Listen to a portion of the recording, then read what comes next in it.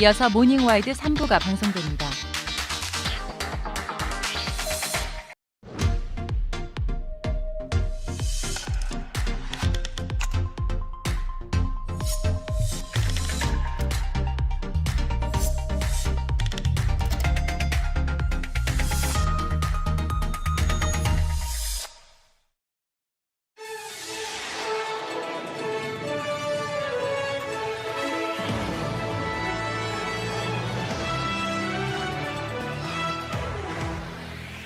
지난 주말 호우와 강풍 때문에 하천이 범람해 도로가 침수되고 주택가 옹벽이 무너지는 등 전국적인 피해가 속출했습니다.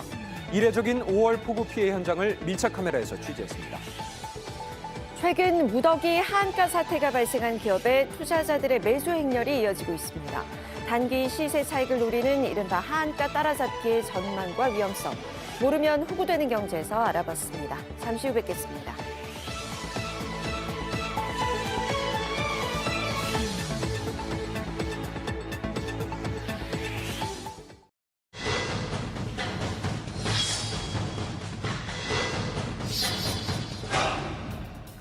성동구의 한 반려견 운동장에서 강아지 사료로 위장한 수은 건전지가 발견됐습니다.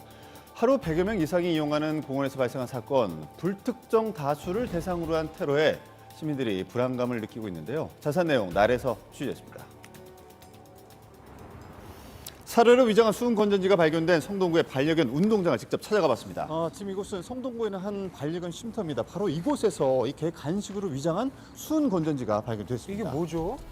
지난주 월요일입니다. 오후 2시경 사료와 함께 위장된 수은 건전지가 발견된 건데요.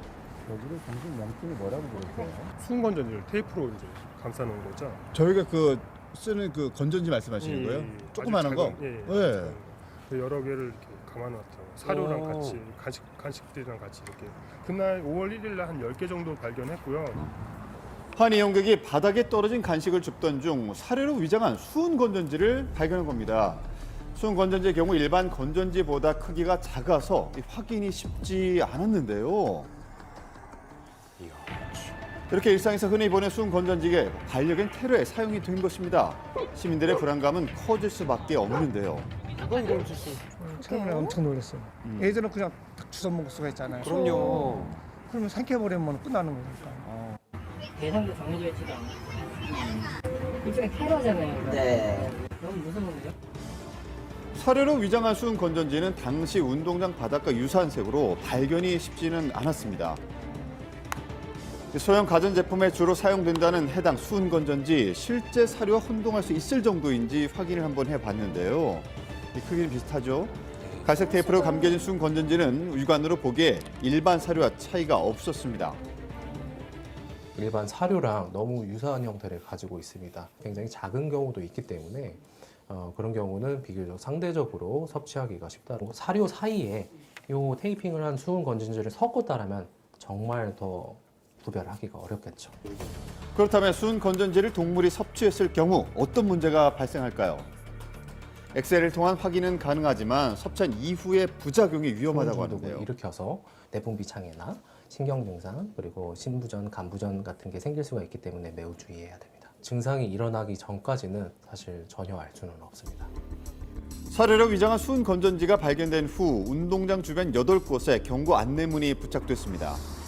견주들을 충격에 빠뜨린 이번 사건, 그렇다면 누가 왜 이런 일을 벌인 것일까요? 반려견 운동장의 이용객은 주말 평균 100여 명, 유동 인구가 많아서 사건 용의자를 찾기는 어렵다고 하는데요. 하지만 반려견 배변 문제로 일부 주민들의 불만이 계속됐던 공원. 활동을 갖다가 들고 가야 되는데 지구다부터 다 잡아요. 텃밭에, 저 쓰레기장에. 산책을 위해 반려견이 많이 찾는 공원이지만 민원 문제는 끊이지 않았습니다. 발 짖고 시끄러우니까. 동물에 대해서 너무 혐오하시는 분이 이런 일을 하지 않았나 싶어요. 전문가는 이번 사건을 동물을 향한 단순한 혐오 범죄로만 받아들여서는 안 된다고 말합니다. 동물들의 목숨 그리고 그 동물들이 죽음으로써 받게 되는 그 견주들의 고통, 이것을 이미 본인은 전제를 하고 그런 행동을 하는 거예요. 사람에 대한 공격을 원래 하고 싶은 거죠. 그런데 이 사건이 발생하기 일주일 전에도 비슷한 사건이 있었다고 하는데요. 지난달 26일입니다. 운동장 벤치 아래서 수은 건전지가 발견됐던 겁니다. 수은 전지도 가끔 한 번씩 보이긴 했었어요. 벤치 바닥에서 들여다가 올려놓고 찍은 겁니다. 그래요? 이전에도 가끔씩 발견됐다는 수은 건전지. 이번엔 사료와 함께 위장돼서 여러 개가 뿌려져 있었던 겁니다. 계속된 테러에 지자체는 조사에 들어갔는데요.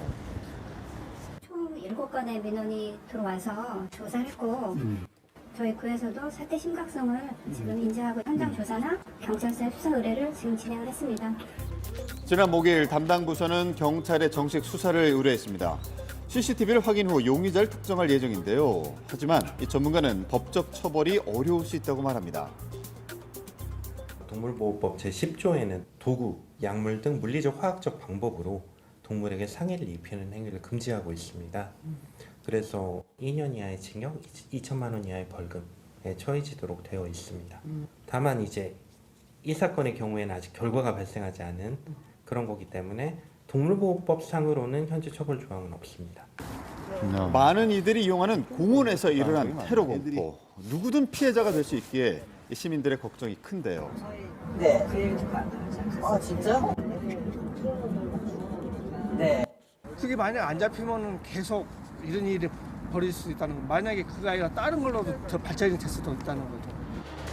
전문가는 동물학대가 인간에 대한 범죄로 이어질 가능성이 있다고 경고합니다. 좀 당분간 조심할 수도 있어요. 반복될 수도 있겠죠. 그게 이제 점차적으로 인간의 어떤 사고가 교활해지고 있다. 그 내면의 공격성, 폭력성을 여기에 접목을 시켰다라고 보는 거죠. 지난해 인천에서는 낚싯바늘을 끼운 소세지가 발견되기도 했죠. 이 동물을 대상으로 하는 테러가 반복되고 있는 상황. 이렇게 동물보호법 위반은 계속해서 증가하지만 대부분 벌금형이나 집행유예의 솜방망이 처벌로 논란이 되고 있습니다. 전문가는 다수를 대상으로 삼는 범죄 행위를 막기 위해서는 명확한 법적 기준이 필요하다고 강조합니다. 우리나라 법 체계상 절대 약한 형이 아니거든요. 그런데 문제는 실제 처벌되는 사례가 매우 약하게 처벌된다는 거예요. 동물보호법의 법정형의 문제가 아니고 선고형의 문제입니다. 검찰이나 법원에서 이 사건을 조금 더 중하게 바라봐야 된다는 거고요. 이 모두를 공포에 빠뜨린 건전지 사료 테러로 평화로운 산책길이 위협받고 있습니다. 강력한 처벌과 사회적 인식 제고가 필요합니다.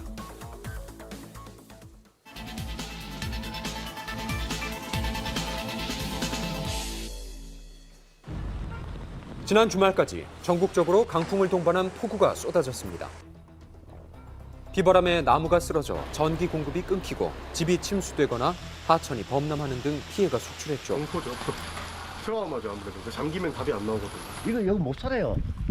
불안해가지고 이제. 5월의 일 강수량을 경신할 정도로 때 아닌 집중호우가 발생했는데요. 이례적인 5월 폭우와 강풍 피해를 밀착카메라 24시에서 취재했습니다. 지난 4일 밤부터 내린 폭우로 피해가 이어진 부산광역시. 5일 새벽 4시부터 호우특보가 발효된 부산. 집중호우로 강물이 범람해서 산책로와 공원이 물에 잠겼습니다. 하천 옆으로 지나가는 하부도로는 차량 통행이 금지됐습니다.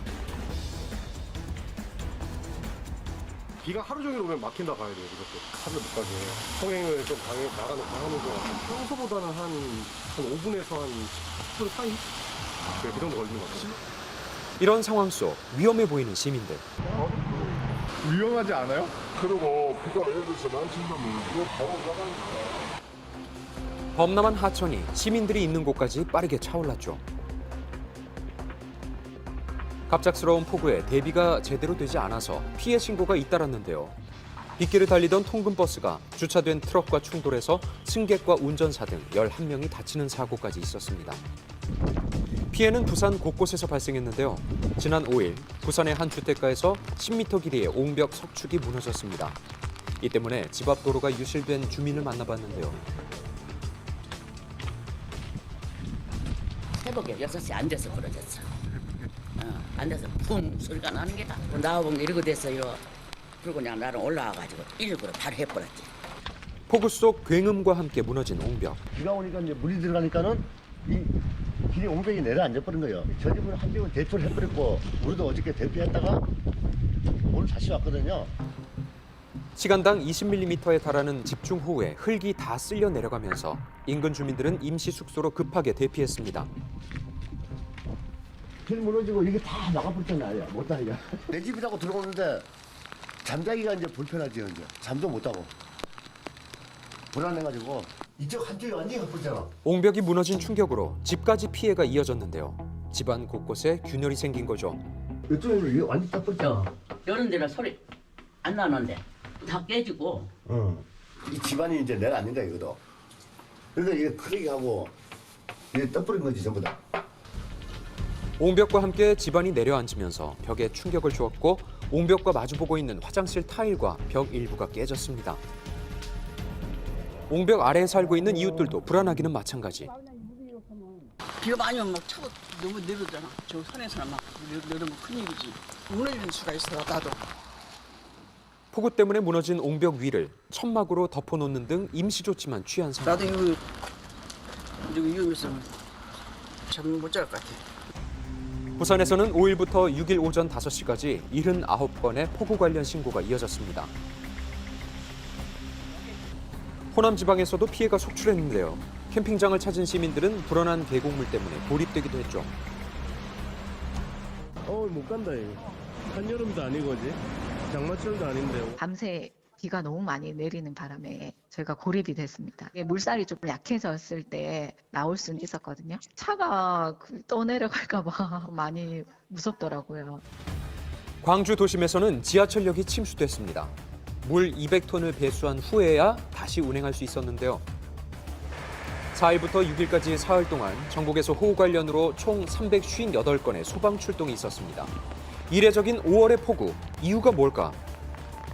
지난 3년간 중태평양과 동태평양의 바닷물의 온도가 낮은 라니냐 현상이 끝났거든요.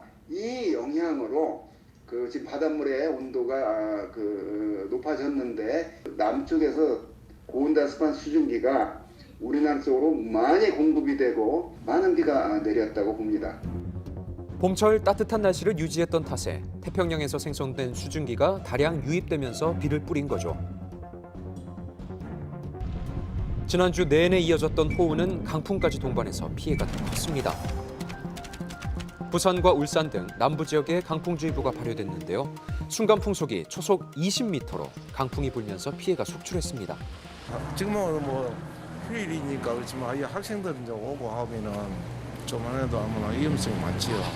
주위에 보면은 이렇게 피 나와가지고 있는 딱 떨어지게 돼. 추가 낙하 가능성이 있는 상황, 인명 피해까지 우려된다고요. 비가 좀 더 온다든지 지금 바람 많이 불면은 안 보이세요 지금. 강풍 때문에 발생한 피해는 이곳뿐만이 아닌데요. 또 다른 건물, 떨어진 잔해가 바닥에 방치됐고 남은 외벽도 금방이라도 떨어질 것 같죠? 박스 같은 게 처음에 떨어져서 그냥 바람에 날리는 건가 보다 했는데 10분 채 안 돼서 벽돌같이 떨어지는 소리가 났어요. 천둥 치는 소리처럼. 떨어진 외벽이 도로 곳곳으로 날아다니며 주민들이 다니는 길목은 통제됐습니다. 세차인데까지 있었어. 그것들이 지금 위험한데 빨리 조치를 안 하네. 5일부터 영남과 호남 지방에 이어진 강풍특보는 오늘 새벽까지 이어졌는데요. 전신주에서 불꽃이 터지자 소방대원들이 뒤로 물러섭니다. 강풍에 나무가 쓰러져서 전신주로 덮친 건데요. 700여 가구가 정전됐죠. 나무가 째까는 게 아니라 큰 게 쓰러졌다 그러더라고.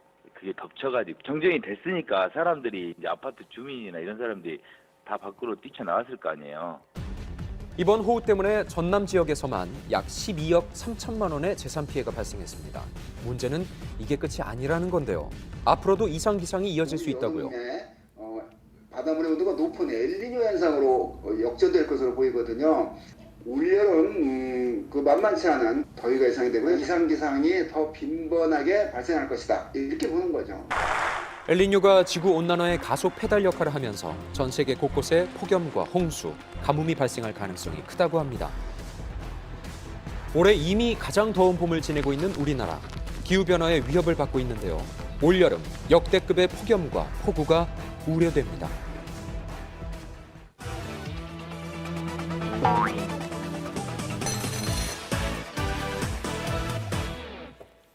위기가 곧 기회다? 투자자들이 이곳으로 몰리고 있습니다.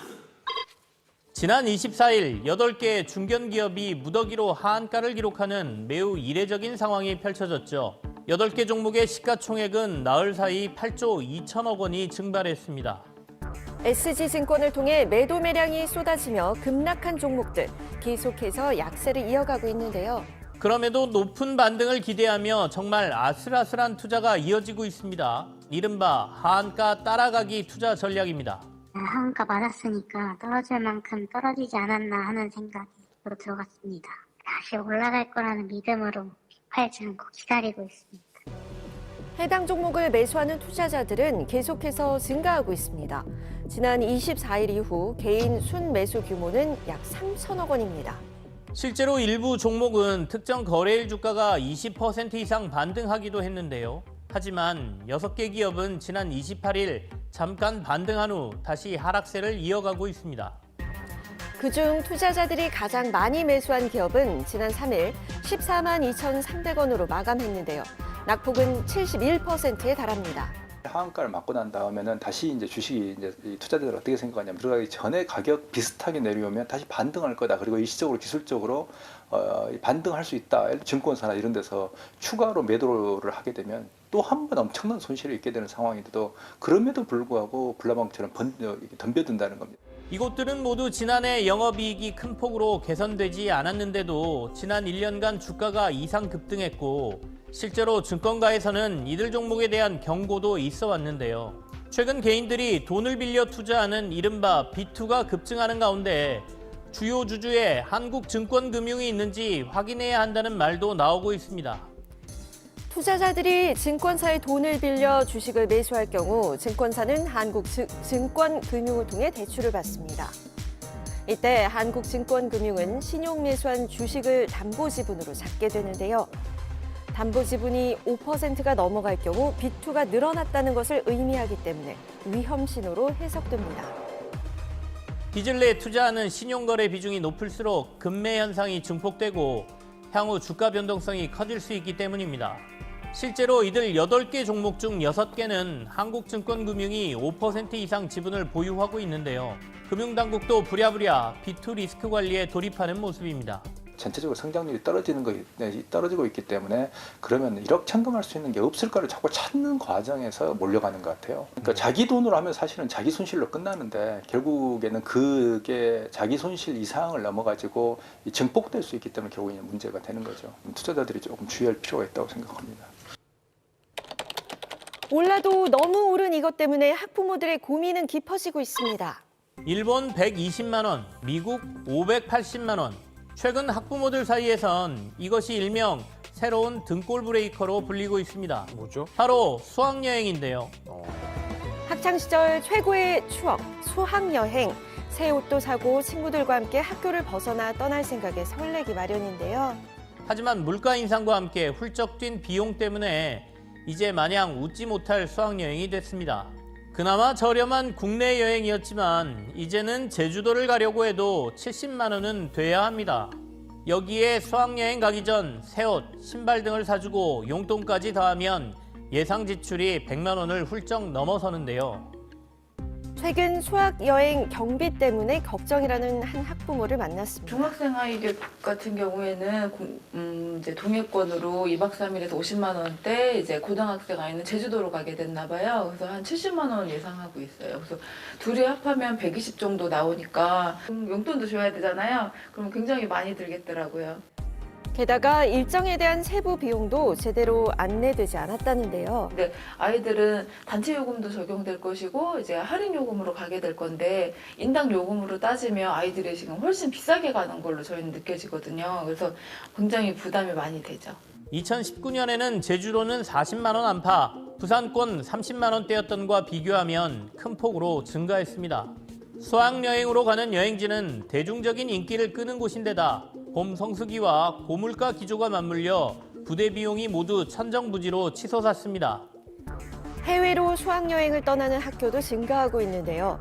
한 고등학교의 일본 수학여행 경비는 120만 원입니다. 또 다른 학교에서는 미국 동부와 캐나다로 떠나는 약 2주간의 수학여행 경비를 580만 원으로 책정했습니다. 여행지를 정하는 사전조사에 적힌 선택지가 모두 해외인 경우도 있는데요. 금액이 만만치 않습니다. 애초에 선택지도 다 외국이니까 고를 수 있는 폭도 많지 않고 애들 수학여행인데 비용이 더 저렴하지도 않고 기본이 100만 원이 넘으니까 주변에서 안 가는 아이들도 꽤 있더라고요. 일각에서는 학교 구성원들 간 합의했다는 것이라지만 위화감만 조장하는 등 학교 현장에서까지 부익부 빈익빈 현상을 초래한다는 비판의 목소리도 나오고 있습니다. 국민들 입장에서는 사실 지금 생계비 부담도 큰 상황이거든요. 소득 전체를 놓고 보면은 하위 20% 같은 경우는 가계 적자예요. 전체적으로 지금 소득 양극화, 소비 양극화가 지금 벌어진 상태다라고 하겠습니다. 수학여행을 비롯해 5월 여행 성수기를 맞아 여행객도 증가했습니다. 그러다 보니 연휴 기간 대표 관광지의 호텔 예약률은 90%를 기록했는데요. 이때 저렴하게 숙소를 예약하는 방법이 있다고요? 근로복지공단 홈페이지에서는 전국에 있는 45곳 리조트를 평균 30% 할인된 금액에 예약할 수 있습니다. 모든 근로자를 대상으로 법인 회원 가격으로 콘도를 이용할 수 있게 한 복지제도인데요. 지난해에도 2만 6천여 명의 신청자가 몰리기도 했습니다. 이용 점수에 따라 추첨을 진행하는데요. 당첨되면 예약이 완료됩니다. 또한 점수와 무관하게 신혼여행임을 증빙하면 최우선으로 선정되니 여행 전 참고하시기 바랍니다. 가스요금 인상을 앞두고 성과급 잔치를 벌여 논란이 되고 있습니다. 지난 한 해 가스요금은 4차례에 걸쳐 무려 38.7%가 인상됐습니다. 이른바 난방비 폭탄을 맞았다는 사례도 속출했었는데요. 많이 올랐죠. 그런데 이런 와중에 가스공사 임원들의 연봉이 전년보다 30% 넘게 오른 것으로 나타났습니다. 지난해 상임 임원의 평균 연봉은 약 1억 7천만 원. 특히 상임 기관장과 사장의 연봉은 43%나 올라 2억 원이 됩니다. 정규직 직원의 연봉도 1년 전에 비해 6.6% 올라 9,300여만 원을 기록했습니다. 전체 공공기관 임금의 평균 인상폭보다 4배가 넘는 상승폭입니다. 그건 아니지. 아니 서민들이 일단은 살기가 힘들지. 어떻게 받아들여야 될지 이럴 때는 참아주셨으면 좋겠습니다. 가스공사의 연봉이 이렇게 크게 오른 것은 가스공사의 공공기관 경영평가 등급이 상향됐기 때문입니다. 경영평가는 해마다 전년도 것으로 매기는데요. 가스공사는 2020년 D등급에서 2021년 C등급으로 오르며 성과급을 지급했기 때문입니다. 하지만 이 기간 동안 가스공사의 부채는 34조 6천억 원으로 22%가 넘게 증가했습니다. 특히 성과급이 지급된 지난해에는 부채가 52조 원까지 불어났고 부채율은 500% 가까이 치솟았는데요. 전체적인 수익 상황하고 연동이 돼서 움직여야 되는데 실제로 평가 기준은 그게 아니기 때문에 결국에는 아무리 예를 들면 적자가 쌓이고 예를 들면 몇십 조의 적자가 쌓여도 그들의 연봉이라든지 성과급과는 전혀 관계가 없다는 바로 이게 이제 가지고 구조적인 문제점들입니다. 지난해 비상경영에 들어갔던 한국전력공사도 성과급을 지급해 문매를 맞았었죠. 한전은 지난해 약 32조 원의 적자를 기록했는데요. 올해도 9조 원을 훌쩍 넘을 것으로 전망됩니다. 더구나 근로자의 날을 맞아 직원들에게 상품권을 1인당 10만 원씩 지급했다가 다시 회수하는 해프닝도 있었는데요. 결국 한전의 임원들은 성과급을 반납하고 임직원의 임금 상승분 반납도 검토하고 있다고 밝혔습니다. 이런 상황 속에서 정부는 이르면 이번 주 전기와 가스요금 인상안을 발표할 계획입니다. 이번 전기요금의 인상폭은 킬로와트시당 10원 내외가 될 것으로 보이는데요. 그렇게 되면 4인 가구 기준 전기요금은 5만 7천 원에서 6만 원대로 올라갑니다. 1분기 가격을 동결했던 가스요금 역시 전기와 함께 인상하게 되면 여름철 냉방기기 사용을 앞두고 에너지 요금의 동반 상승이 예상되는데요. 인상만으로 해결될 게 아니라 기술 혁신을 통해서 비용 절감 노력도 해야 될 것이고 경영 혁신도 해야 될 것입니다. 그런 노력 없이 방만한 상황을 보여주는 상태에서 이렇게 요금 인상들은 국민들이 상당히 반발할 수가 있을 겁니다.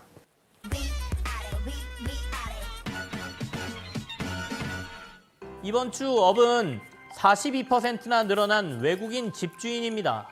지난해 기준으로 외국인 임대인이 17,477명으로 전년 대비 42.6%나 늘었습니다. 외국인 임대인은 2020년 10,000명을 넘어서더니 증가세가 가팔라지고 있습니다. 외국인이 임대를 놓는 부동산 대부분은 서울과 경기도에 몰려 있는데요. 이들 외국인 10명 중 7명은 중국인일 것으로 추정됩니다. 전문가들은 외국인의 주택 취득과 임대를 부정적으로 볼 이유는 없지만 그 수가 늘어나는 만큼 관련 통계 등 자료의 보완이 필요하다고 말하고 있습니다. 이번 주 다우는 엔데믹 기대감과 달리 뚝 떨어진 항공사 이익입니다. 국내 최대 항공사인 대한항공의 지난 1분기 매출은 3조 1,958억 원으로 지난해 같은 기간에 비해 14%가량 늘었지만 영업이익이 4,100억 원대로 47.4%나 줄었습니다. 여행객과 화물 수요가 늘어난 게 매출을 증가시킨 주요 요인이지만 늘어난 수요만큼 운항 항공기 대수가 늘어났고 유류비와 인건비 등의 증가가 이익 감소를 이끌었다는 분석입니다. 네, 다가오는 여름철 전기와 가스요금 등의 인상으로 냉방비 폭탄이 벌써부터 예상이 되는데요. 이에 서울시는 6월부터 통합 에코마일리지와 도시가스 모바일 앱을 연계해서 운영한다고 합니다. 에너지 절약, 자가검침, 요금, 전자고지 등이 참여하면 마일리지를 적립할 수 있는데요. 네. 적립된 마일리지로는 가스요금을 납부할 수 있다고 하니까 참고하시기 바랍니다.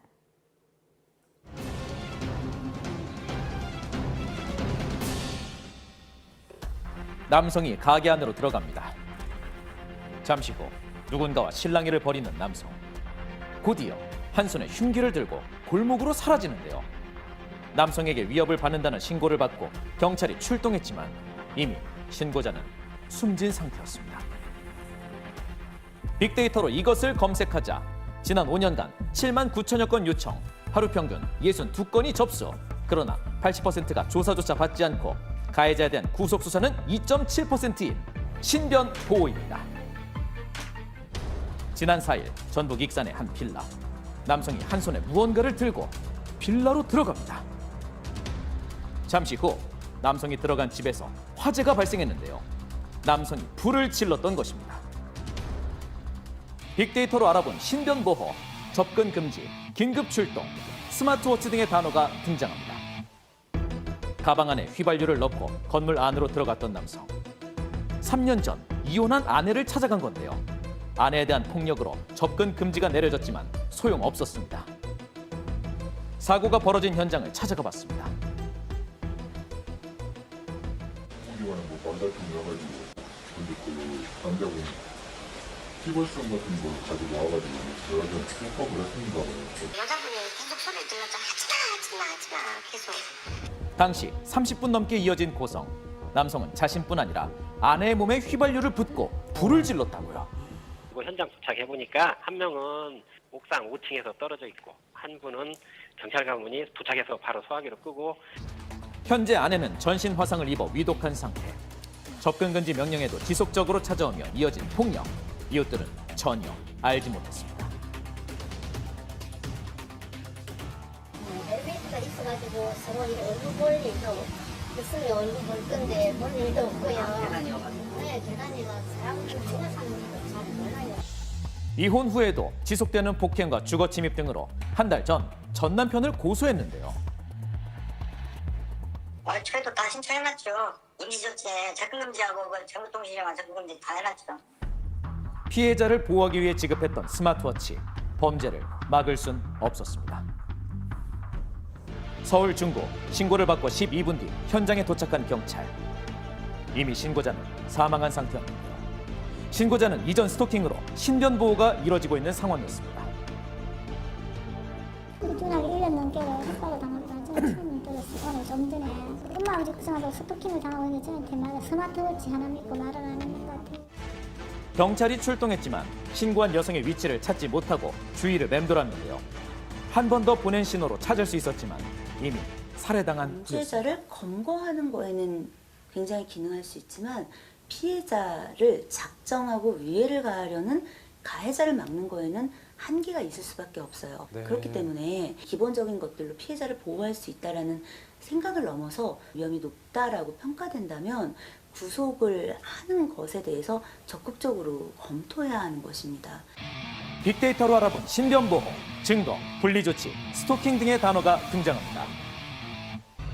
지난달 헤어진 동거 남성으로부터 흉기로 폭행당해 크게 다친 사건이 발생했는데요.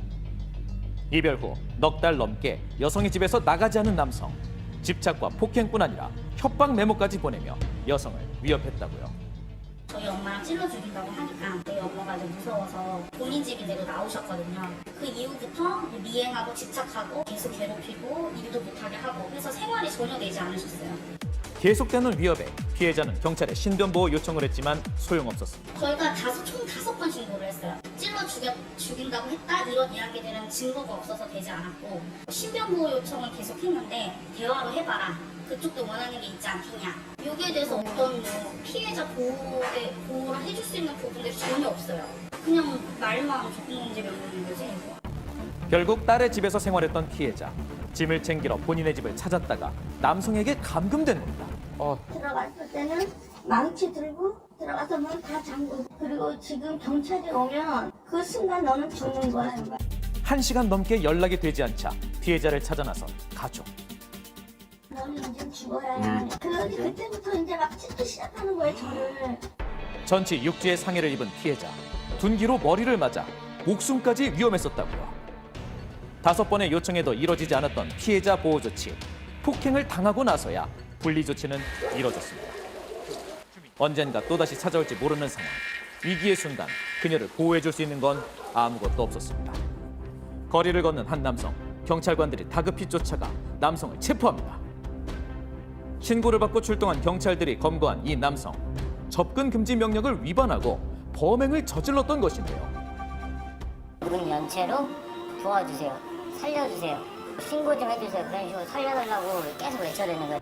결국 피해자의 집에 찾아와 성폭력까지 시도한 남성. 며칠 전 스토킹으로 인해 긴급 체포되었다고요. 스토킹 처벌법 위반 혐의로 구속영장을 신청했지만 증거가 없어 기각되었는데요. 다음 날 또다시 접근 금지를 무시한 채 범죄를 저질렀던 겁니다. 접근 금지 명령 위반이 계속되고 피해자와의 분리는 이루어지지 않는 상황. 그러니까 이제 100m 접근 금지 명령을 지키면 상관이 없어요. 근데 문제는 스토커들은 그런 종류의 별로 강제력 없는 처분을 두려워하지 않거든요. 스토킹이라는 것 자체가 굉장히 편집증적인 사고를 하는 사람들인데 내 돈 내고 내가 괴롭히겠다는데 법원이고 경찰이고 무슨 개입이냐 이렇게 생각을 하는 사람들로서는 사실은 별로 경계심을 못 느끼겠죠. 빅데이터로 알아본 신변보호, 보복범죄, 범죄 피해자 안전조치, 전자감시 등의 단어가 등장합니다. 지난해 신변보호도 중 피해자의 신고 건수는 7,772건이며 그중 구속수사는 2.7%에 그치고 있는데요. 지난해 9월 동료 여성에게 만남을 강요하며 불법 촬영물 협박까지 했던 전주환. 끊임없는 스토킹에 고소를 한 피해자. 한 달 동안 신변보호는 이루어졌으나 스마트워치는 지급되지 않았습니다. 구속영장 또한 발부되지 않은 상황에서 신변보호 연장마저 이뤄지지 않았는데요. 그 사람이 저지른 어떤 범죄의 개수, 피해자가 가해자와의 관계에서 갖고 있는 어떤 위협의 정도, 가해자가 피해자에 대해 가지고 있는 집착 이런 걸 생각했으면 구속영장이 발부됐어야 되는 사건인 겁니다. 증거인멸의 우려와 보복범죄의 어떤 우려 정도 같은 것들을 동일선상에서 놓고 보지 않는 거죠. 국민들의 공분을 일으켰던 신당역 살인 사건. 이후 대안으로 스마트워치 보급을 확대했는데요. 잘못한 사람이 전자감시를 당해야지 왜 피해자가 전자감시를 당해야 돼요? 전문가는 피해자가 아닌 가해자의 전자감시가 필요하다 말합니다. 스토킹이 벌써 입법이 된 지가 1년이 넘었는데 지금 1년 내내 이 얘기를 하고 있는데 하나도 논의를 제대로 하지 않는 지금 이 상황이 이게 지금 피해자가 목숨을 잃는 데에 일조하고 있기 때문에 그럼 책임을 누가 져야 되느냐. 경찰이 책임져야 될 일이 아니고 논의를 하지 않는 국회에서 책임져야 될 일로 보여요. 위기의 순간 피해자를 보호하지 못하는 허울뿐인 신변보호. 더 이상의 피해가 없도록 진정한 신변보호가 필요합니다.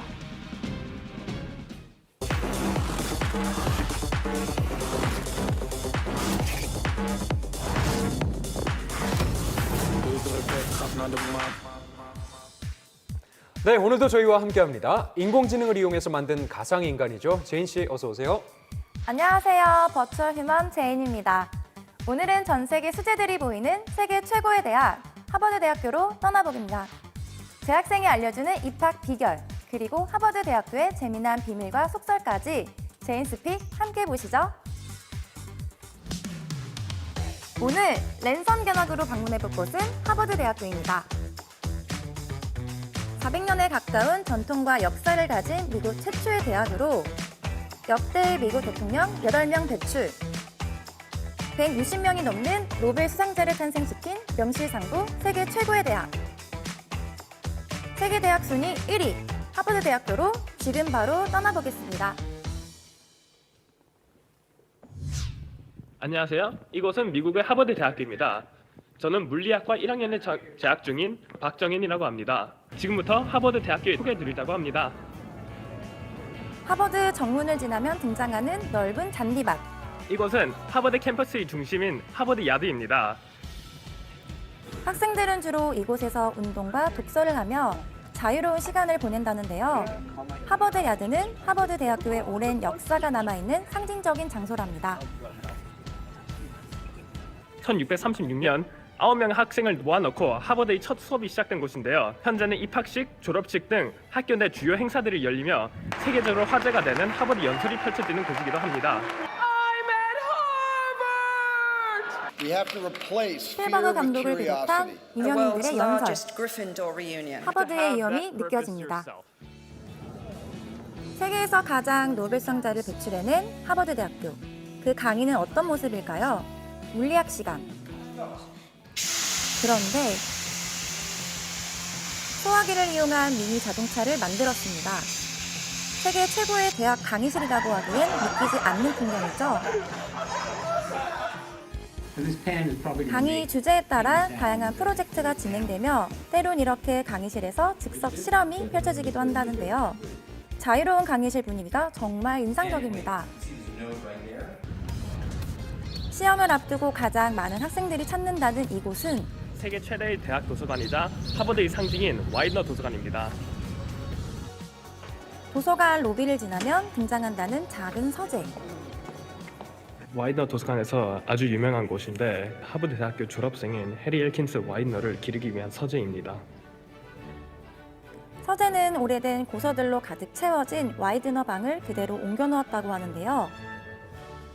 졸업생이었던 와이드너는 타이타닉 사고로 세상을 떠났고 그의 어머니가 기부한 책과 기부금으로 이 도서관이 건립되었다고 합니다. 어머니의 기중 조건 중 하나가 매일 아침에 꽃을 놓는 것이었습니다. 책을 사랑했던 아들을 오래 기억해주길 바라는 어머니의 마음이겠죠. 다음은 와이드너 도서관의 메인 열람실인데요. 고풍스러운 분위기에 햇볕이 잘 들어 인기가 많은 장소랍니다. 세계적인 수재들이 한자리에 모여 공부하는 이곳에서 정현 씨도 막바지 시험 준비에 박차를 가하는데요. 그가 생각하는 입학 비결은 단 하나랍니다. 하버드를 가려면 계속 좋은 것 같습니다. 과연 하버드 대학교의 입학 비결 뭘까요? 갑자기 떴다고? 전 세계가 이미 다 알던데 원래부터 잘 나갔다 이거야.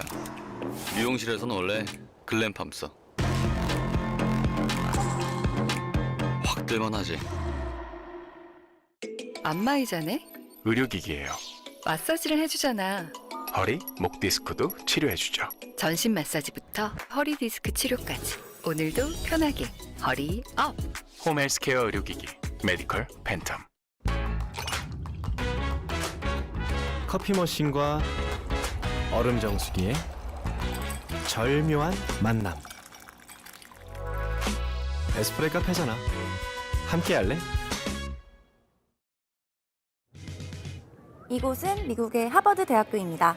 하버드를 가려면 제일 좋아하는 거를 계속하는 게 그게 제일 좋은 것 같습니다. 진짜 딱 어느 한 가지에 미쳐가지고 그걸 너무나 좋아하고 그거에 거의 집착할 정도로 그것만 계속 하려는 그런 사람들이 대부분인 것 같거든요. 진정으로 학문을 즐기는 자들이 입학할 수 있다는 말이겠죠. 하버드 대학교에는 재학생보다 항상 관광객들이 더 많은데요.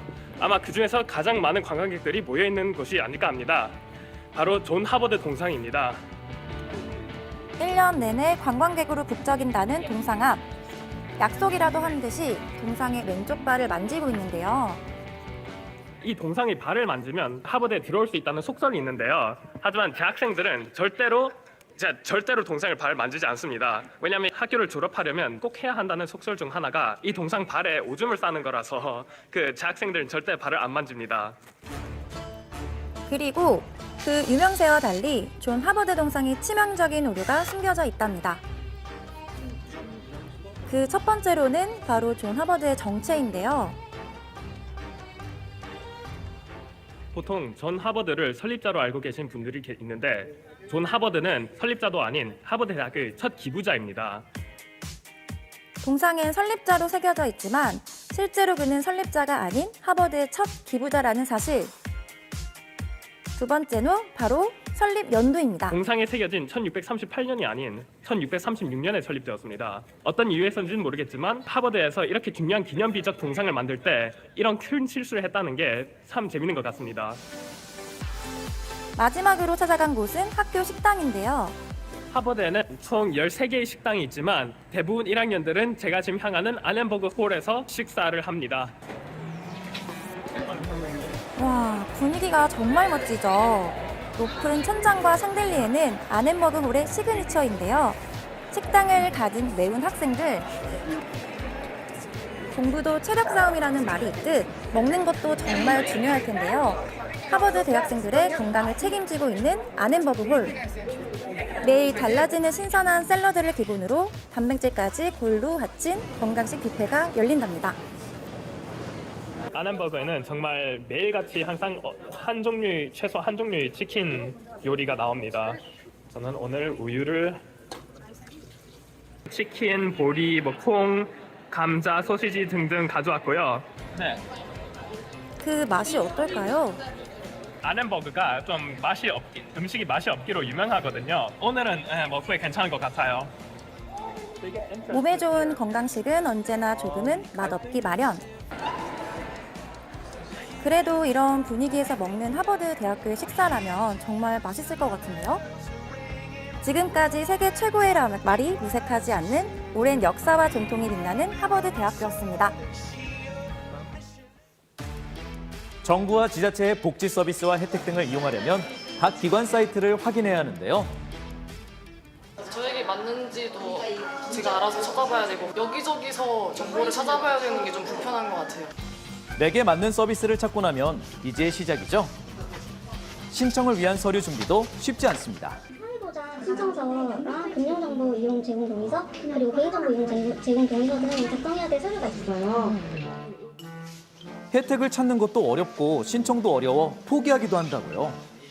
근로장려금 같은 이런 것도 들어봐보고 그래요. 혜택이 있나 없나. 근데 자세하게 나온 게 별로 없어요. 설사 정부에서 문자를 한다 해도 우리가 문자를 제대로 볼 수 있나? 이제 이런 불편이 해소됩니다. 복지 민원 등의 신청 정체를 디지털화, 인증 한 번으로 쉽고 편리하게 서비스를 이용할 수 있는 디지털 플랫폼 정부입니다. 복잡한 절차와 서류 그리고 이용 방법이 한 번에 간편하게 해결된다고 합니다.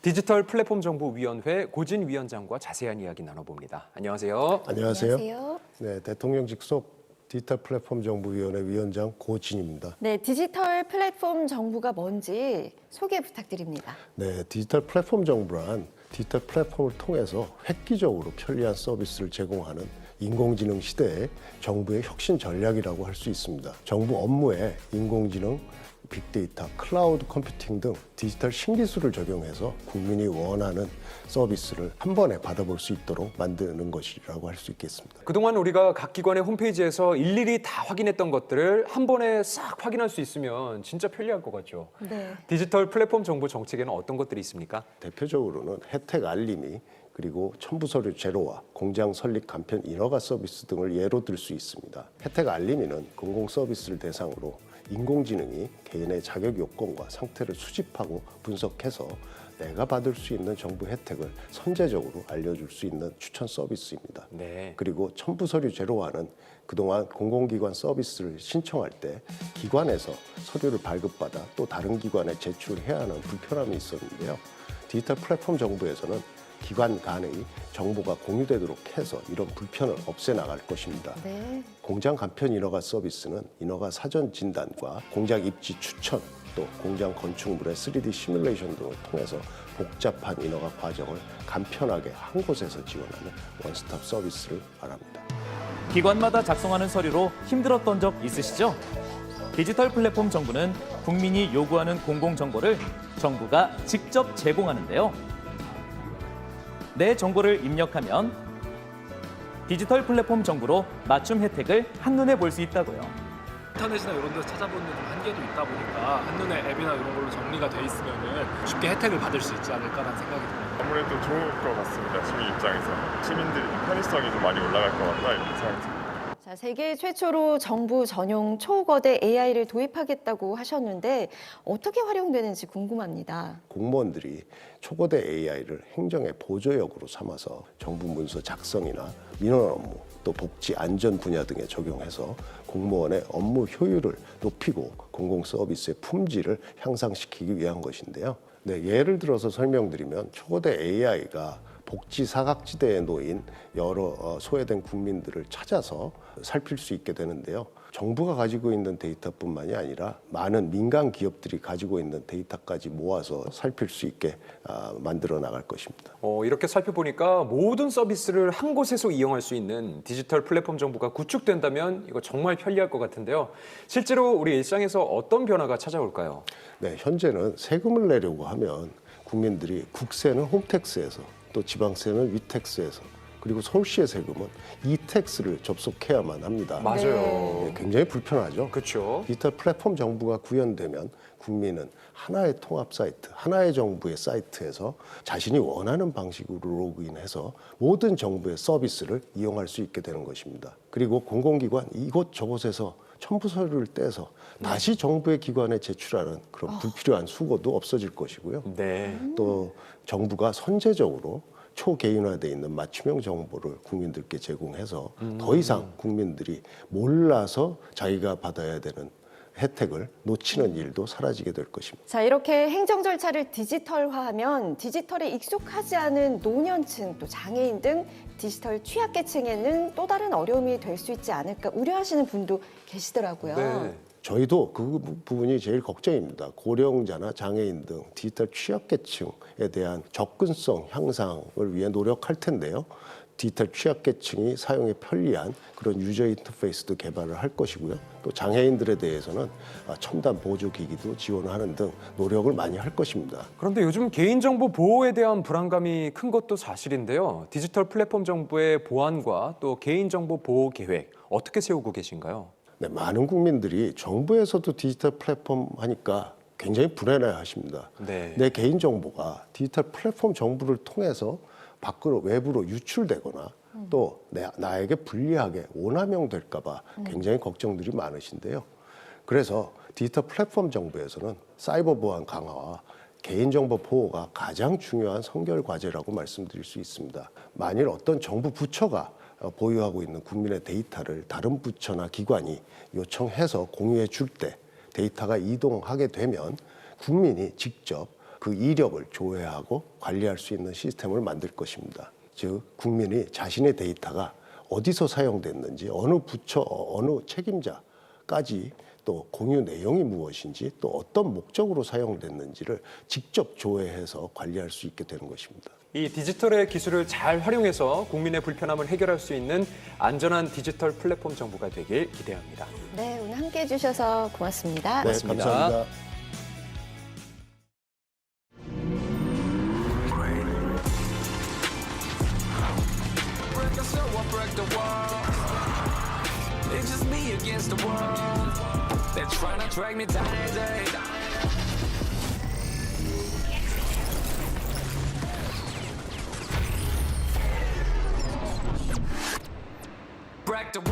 시작. 새로운 차원의 라이프. 롤브레이커. 코나 일렉트릭. 네, 오늘 아침 서울의 기온은 9도, 파주는 5도로 다소 쌀쌀합니다. 네. 반면 한낮 기온은 서울 23도, 대구 22도로 오르면서 일교차가 많게는 18도까지 크게 나겠습니다. 환절기 건강관리 유의하시기 바랍니다. 내일까지 영남 해안과 제주 지역에는 돌풍이 예상되니까요. 시설물 관리 꼼꼼하게 해주시고요. 안전사고 발생하지 않도록 유의하시기 바랍니다. 네, 행복한 하루 보내시고요. 저희는 내일 다시 찾아뵙겠습니다. 고맙습니다. 고맙습니다. 가족이